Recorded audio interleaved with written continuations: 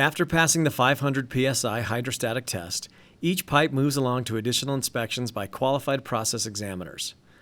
The weight of each pipe is recorded, beginning the input field of data that will eventually comprise the production sticker and the mill cert for that pipe. The dimensions and shape of the bell section are checked with a plug gauge and snap gauge to ensure the correct sizing for proper gasket compression within the assembled pipe joint. The spigot is likewise checked with a ring gauge and pie tape to confirm it will give proper gasket compression in a watertight pipe joint.